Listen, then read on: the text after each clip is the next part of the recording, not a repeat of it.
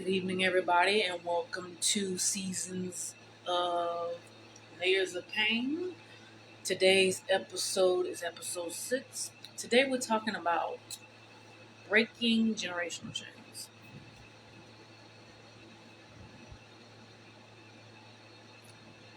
So, that what is implemented in this episode is building with purpose, turning your pain into passion and progress.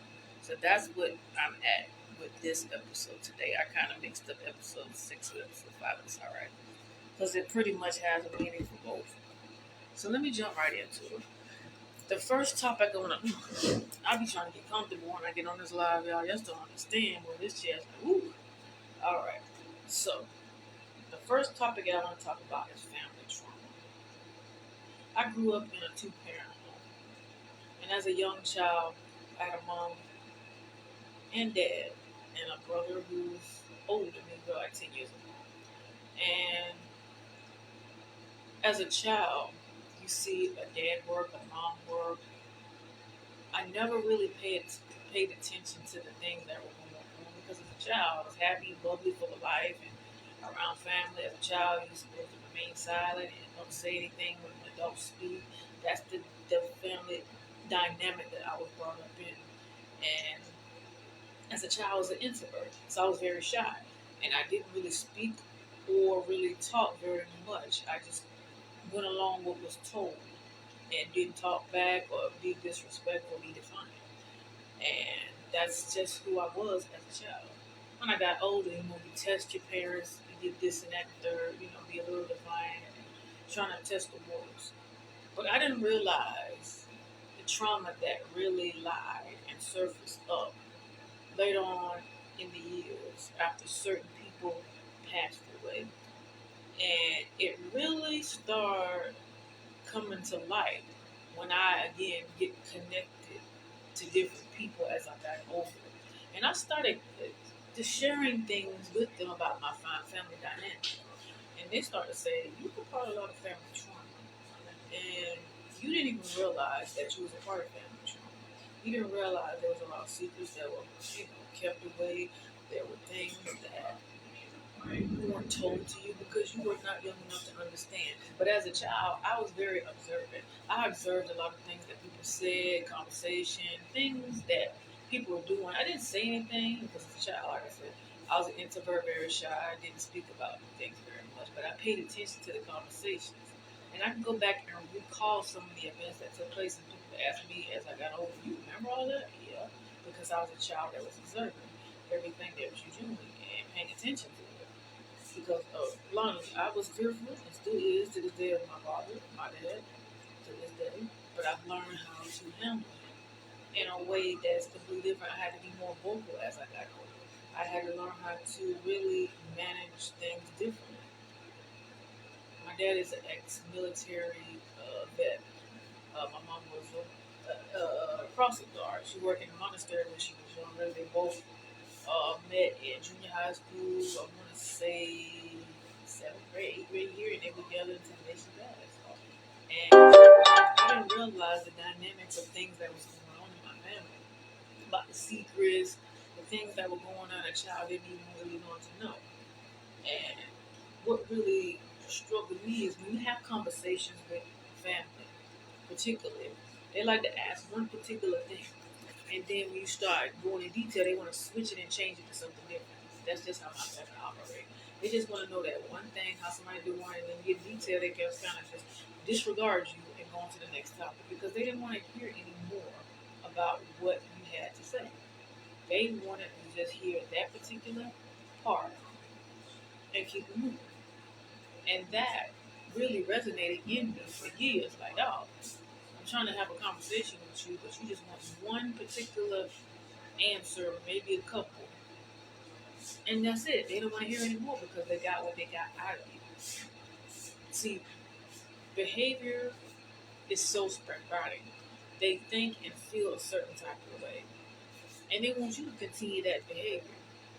As a child, I had very loving parents, very understanding, did the best they could to raise me and my brother. But there were things that inside of me that really passed on as I got older to my own kids.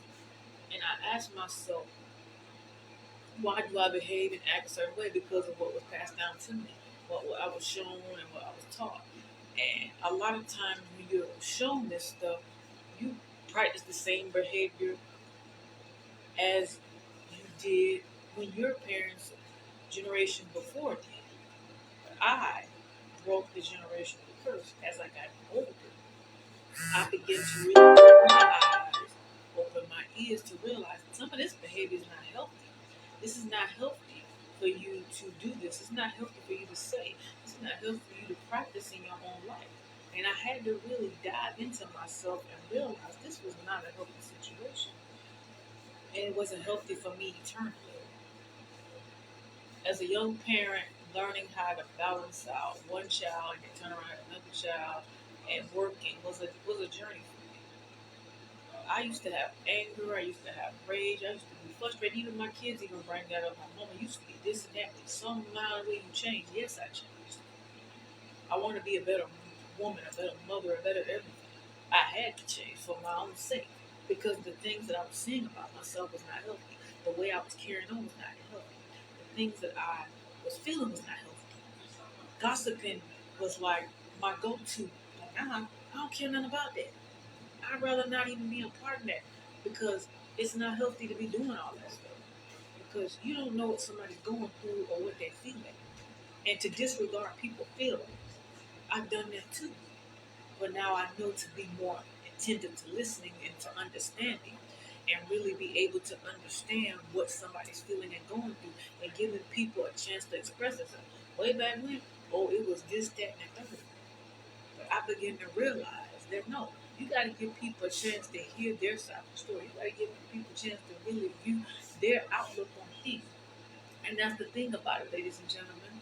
I continue to carry that behavior. And it was a conversation that I had talking about when you model you model your parents, and sometimes your parents are not this example in terms of how do I say it in terms of what they're doing in terms of leading you down the right direction.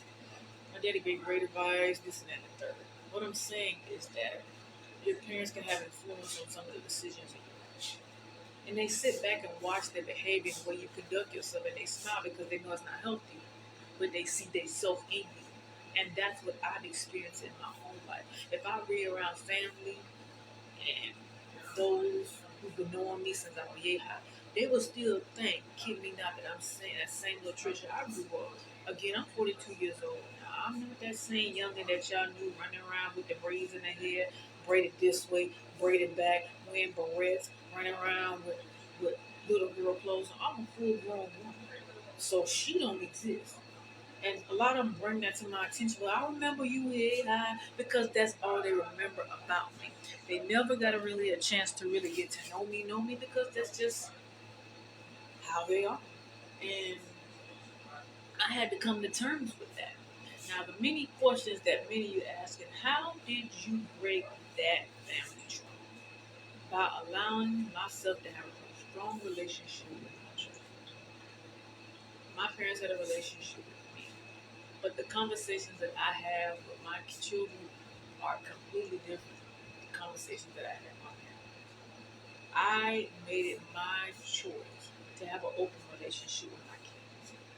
I made it my choice to allow them to share whatever they feel. Yeah, we have our disagreements. That's in any family. But I've opened the floor where I can sit down and talk to my kids and they come to me about a lot of stuff. And I sit here and listen to them. And I give my formal opinion at times. But sometimes I let them make their choices. And the decision that goes along with it that teach them that they gotta learn how to do better in order for them to grow. And that's what I try to instill into all of them. So I have opened that line of communication and built that relationship. I got relationship with all three of my kids. All three. And I'm very proud of that. I'm a very good mother. I do all the time above and beyond for my children. And I'm proud of myself. And I even let them know that I love them and I care for them and I want them all to be successful in what they're doing. And I always ask myself, what you gonna do when you grow up? My oldest daughter, she's gonna go into the nail business and she's gonna be a teacher. I second oldest daughter said she may want to go and call her, but she changed her mind and said she may want to be an author, but just get a 9 to 5 job. Little man still trying to figure it out. He actually told me honestly that he wanted to be a firefighter, but I know he's indecisive. He's only 12 now, so he still got some time to figure it out. But I have these conversations to see if my kid's mindset is out. I've had conversations, you know, with my parents and stuff, and the conversations were a lot different. Um, it was more like whatever's said in this house stays in this house type of mentality. Whatever goes. Go along with it. You either like it or you don't. I don't really care. And that's family trauma. Because as a child, you don't really realize how much that triggers you as an adult. So going on the journey about me really healed from that. I went to therapy and I talked about this several times. And I told my therapist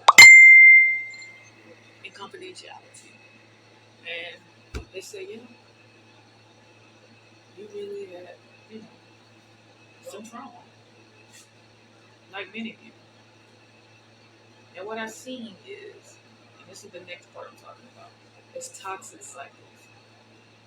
When you have a conversation, it's ironic that when you have a conversation, they're quick to cut me off.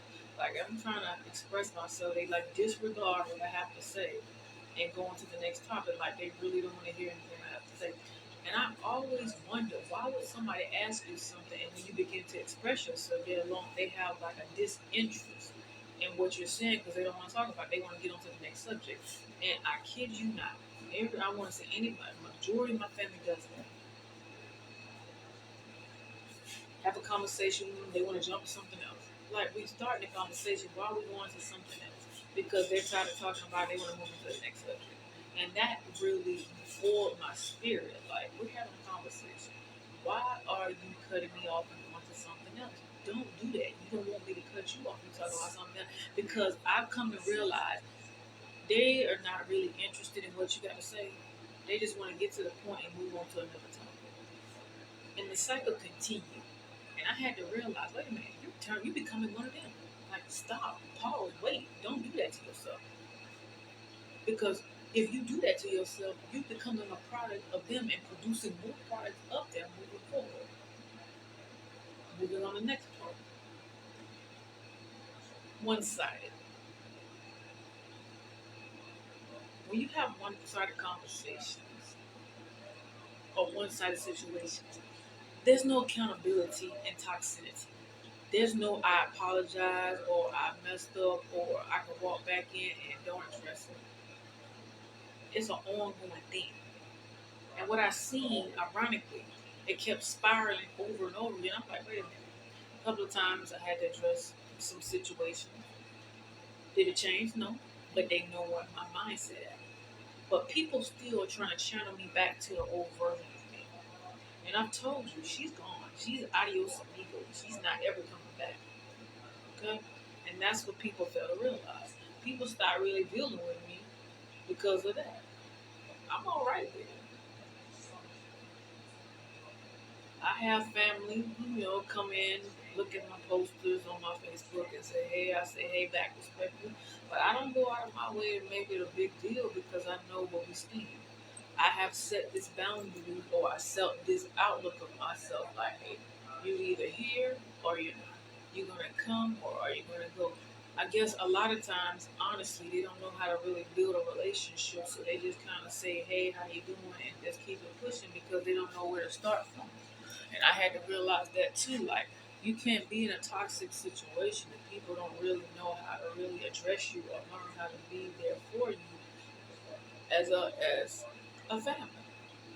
So I've been to family reunions, all this. Oh, we're gonna keep in touch. I never hear from these people again. They never reach out. They never text. Never call. They say all this good stuff at the moment, and then all of a sudden go back the way it is. And it's like that in every family. So a lot of us have family trauma that we deal with. Some have it worse than many. Mine wasn't like full blown going crazy type mentality type of thing, but there was trauma there, and I didn't realize that. I didn't realize mental illness was a big thing in my family either. I didn't realize depression and anxiety was a big thing because we never spoke about that. We never had that conversation. And we didn't even go to therapy in my family. Like I said, I didn't start doing therapy until I was in my adult years. and really expressing myself and really viewing myself in a way. It's like, man, you dealt with this and you muscled this for years. But now that I released a lot of stuff and gave myself grace and removed the toxicity cycles and the family trauma and whatnot, I began to realize a lot of the behavior that I was exposed to, I didn't know any better. And many of us don't know any better because we think it's wrong behavior. And I love my family, but I love them from a distance because I'd rather not be a part of any shenanigans or food because I know my worth. I know who I am, but I'm not going to be a part of your toxicity or chaos that goes along with it. If you like to gossip about people, that's on y'all. Over here, we don't do that because it's not helping me. What value do I have to sit around talking about people? What value do I have sitting around judging somebody? That ain't no value. That just degrading yourself to the lowest standard of how you feel about somebody. There's conversations that shouldn't be had. There's things you're saying when you don't have the whole facts about that. These are assumptions that you have planned in your head. You can sit here and look at a whole video and make an assumption about something. You can sit here and watch a photo and think you know it all. You don't know what the story is behind a person. The person can sit here and smile. A person can sit here and be bubbly, but we could be dying eternally, mentally and spiritually. Okay?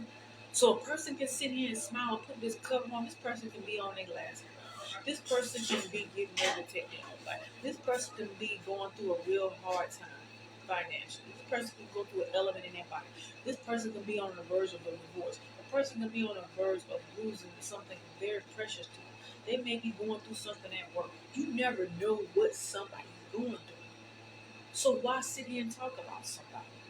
Because there's nothing else. How about you talk about yourself? I stepped on some toes. Y'all know y'all ain't gonna like me, but it is what it is.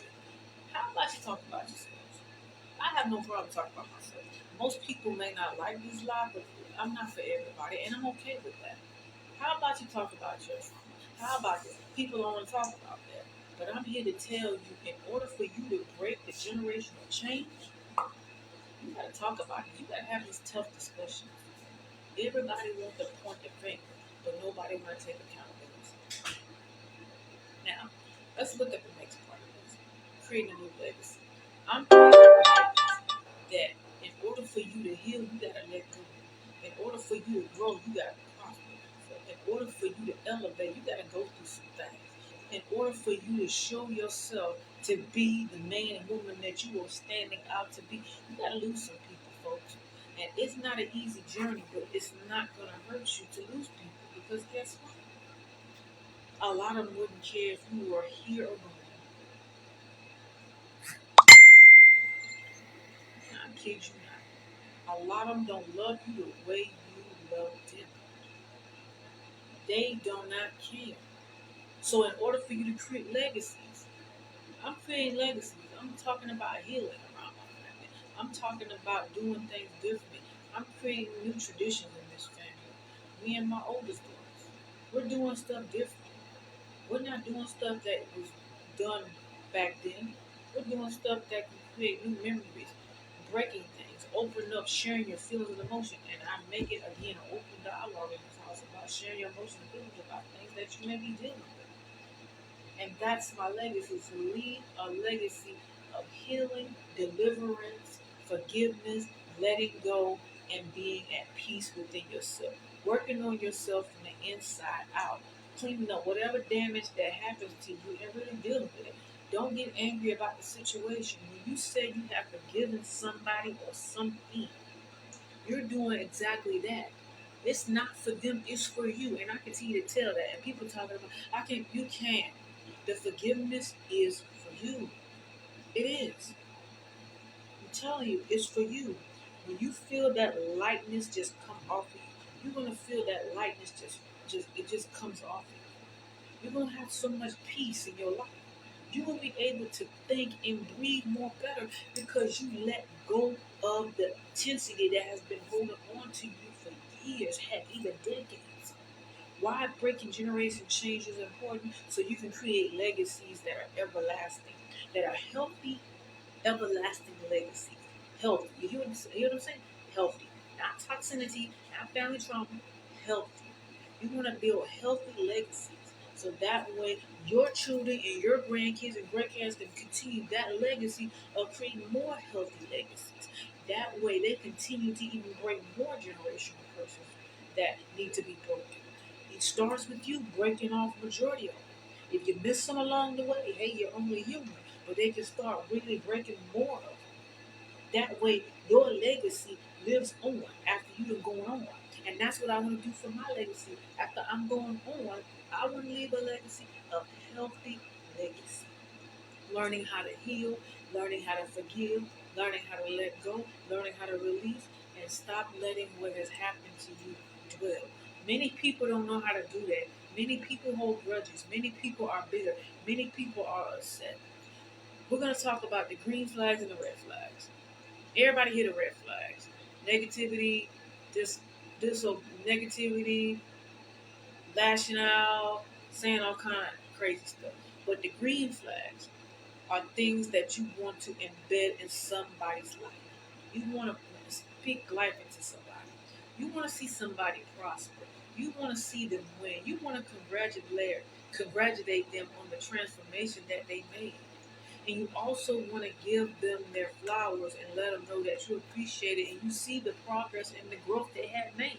This is the thing about it, ladies and gentlemen. I can sit here and have a conversation with somebody I knew way back when. They're going to look at me like I'm crazy. They don't want to even talk about it. They want to change the subject and put the spotlight on me. People just be doing the most.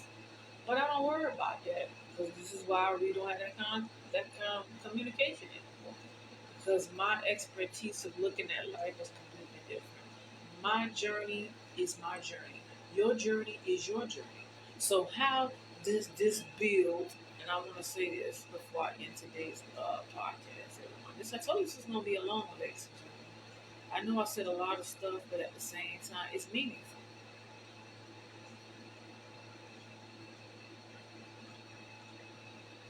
All right, here we go. Building with purpose, turning your pain into passion and progress. I've turned my pain into a passion. This is a passion for me to get on here and do this podcast.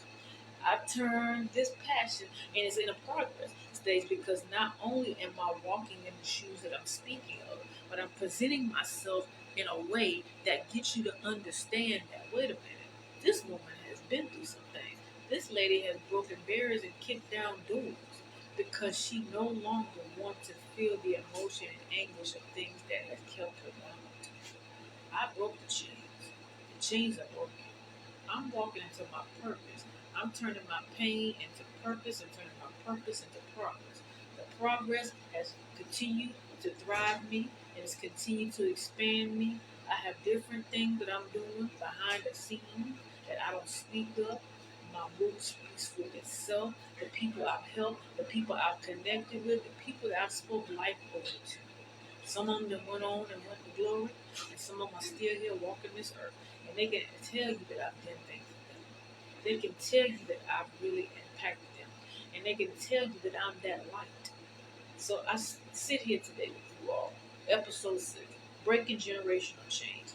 If you're somebody, or let me rephrase that, are you that person that want to break generational chains? Go ahead and get your copy of Last of Pain. Woo. It's going to show you exactly what you need to do exactly that. All right, ladies and gentlemen, I'll see you back here on Friday and next Saturday to wrap up the season of Layers of Pain. Next Friday we'll be doing this Friday we'll be doing episode 7, and then Saturday we'll be doing episode 8. So once we're done with the podcast, I'm getting ready to launch the webinar. And the webinar is going to give you a deep insight. It'll be shared on YouTube and on my personal platform here. And then the book release, and I'll have a flyer of when the book is coming out. I had to push the date back because I'm trying to get the podcast. I can't have this and that. The third happen, and I got to finish up the podcast. So the book release will be pushed back a few weeks. But again, it will happen because I'm determined for it to happen. Because I put my heart and soul into this. And not only that, not only will you be getting a copy of the Layers of Books, there'll be a workbook and a journal that'll be included with this book. I didn't tell you that until now. There'll be a journal and it'll be a workbook, and you have access to the webinar that'll be held on Zoom in August. So get your chance to register for that, and I'll have that flyer circulating this week as well to give you a chance to register. I am looking to reach 20 people. That's my target number. So if you are interested in being part of that webinar in the month of August, inbox me and invite your lady and male friends to tune into this webinar that I'll be doing.